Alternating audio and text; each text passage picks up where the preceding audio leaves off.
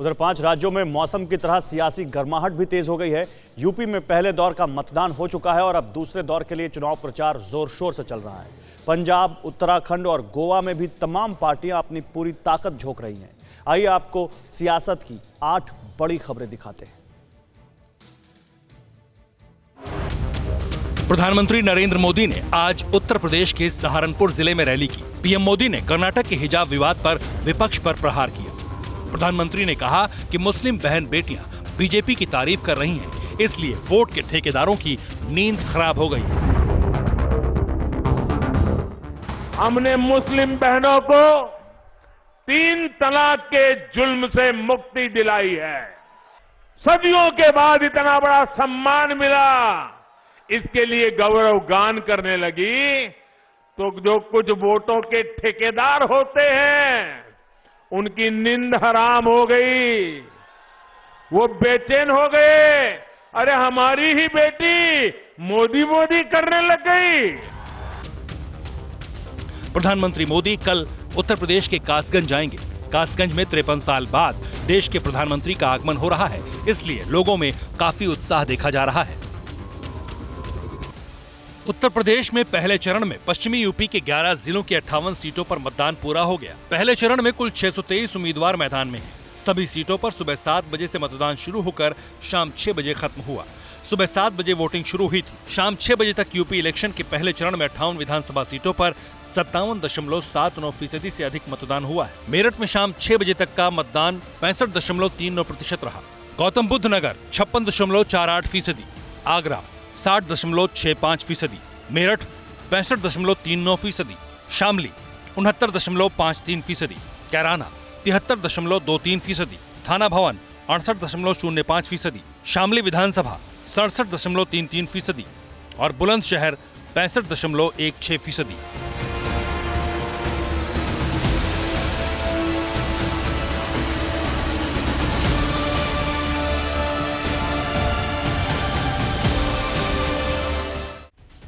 लखीमपुर खीरी में प्रदर्शनकारी किसानों को कुचलने के आरोपी और गृह राज्य मंत्री अजय मिश्रा टेनी के बेटे आशीष मिश्रा को जमानत मिल गई है।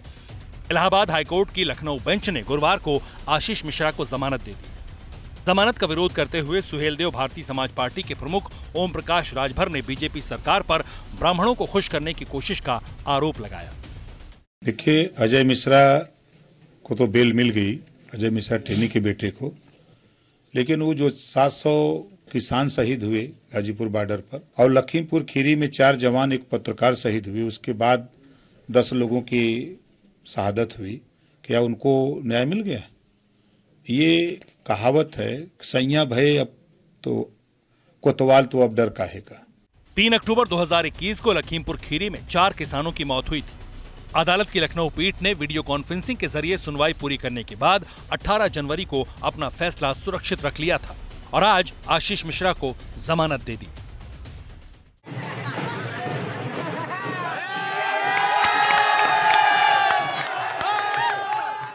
कांग्रेस महासचिव प्रियंका गांधी ने रामपुर में रोड शो किया। डोर टू डोर कैंपेन के दौरान प्रियंका गांधी एक मोटर मैकेनिक की दुकान पर गईं और दुकानदार से बैठकर बातचीत करने लगी। प्रियंका ने मैकेनिक को कांग्रेस के वादों के बारे में बताया और वोट देने की अपील भी की।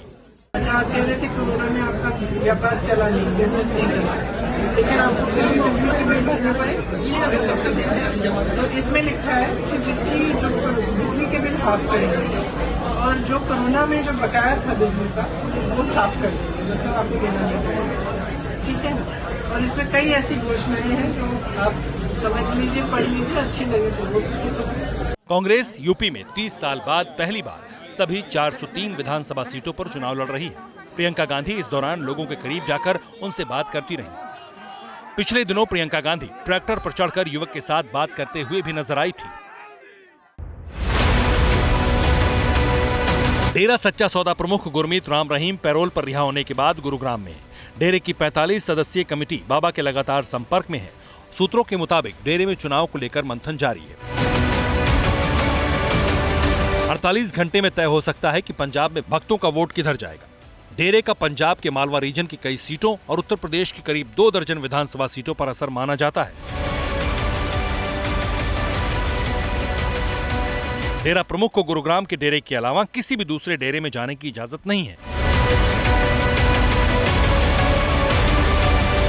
हरियाणा में 2014 के चुनाव में बीजेपी की जीत में डेरे का बड़ा योगदान माना जाता है।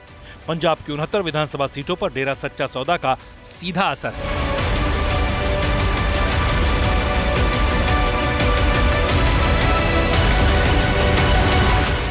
पंजाब के 23 जिलों में 300 बड़े डेरे हैं। कांग्रेस के पूर्व राष्ट्रीय अध्यक्ष राहुल गांधी ने गुरुवार को हरिद्वार जिले के मंगलौर में जनसभा को संबोधित किया।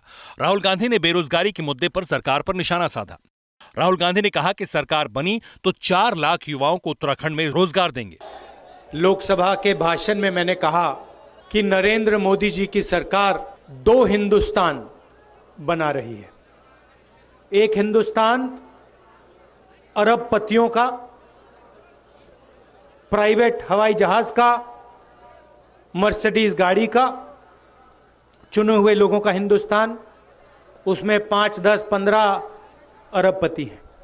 और दूसरा हिंदुस्तान करोड़ों लोगों का गरीब बेरोजगार हिंदुस्तान। 2 हिंदुस्तान बन रहे हैं। आप इस बात से सहमत हो? प्रदेश में 500 का गैस सिलेंडर मिलेगा। न्याय योजना के तहत 5 लाख परिवारों को 40,000 रुपए मिलेंगे। राहुल गांधी ने कहा, उत्तराखंड को गरीबों की सरकार और रोजगार दिलाने वाली सरकार चाहिए।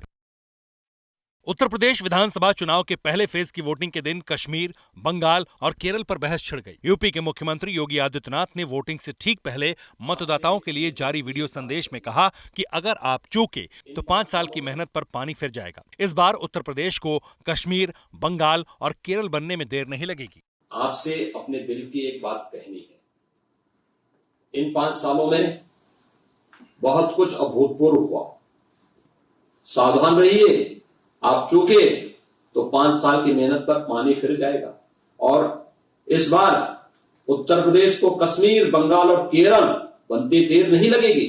केरल के मुख्यमंत्री पिनराई विजयन ने सीएम योगी को जवाब दिया। पिनराई विजयन ने एक ट्वीट में कहा, अगर यूपी केरल जैसा हो जाता, जिसका डर योगी आदित्यनाथ को है, तो देश की सर्वश्रेष्ठ शिक्षा और स्वास्थ्य सुविधा, समाज कल्याण, उच्च जीवन स्तर और सौहार्दपूर्ण समाज को यूपी में स्थापित किया जा सकेगा, जहां जाति और धर्म के नाम पर लोगों की हत्या नहीं होगी। यूपी की जनता यही चाहती है।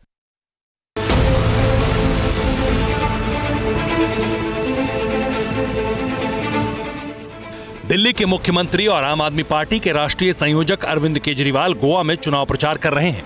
केजरीवाल अगले 2 दिनों तक गोवा में रहेंगे। गोवा पे 27 साल 27 इयर्स 27 साल कांग्रेस ने राज किया। 27 साल कम नहीं होते। 15 साल बीजेपी ने राज किया। 15 साल एमजीपी ने राज किया। तो आज गोवा की जो हालत है, अभी जो विश्वजीत जी कह रहे थे, सड़क नहीं है, पानी नहीं है, बस स्टैंड नहीं है, बिजली आती नहीं है, लोग बच्चे बेरोजगार हैं, हर घर के अंदर बच्चे बेरोजगार हैं, इतनी गरीबी है। अरविंद केजरीवाल दूसरी बार गोवा गए हैं। गोवा में 14 फरवरी को विधानसभा चुनाव होंगे और वोटों की गिनती 10 मार्च को ही होगी।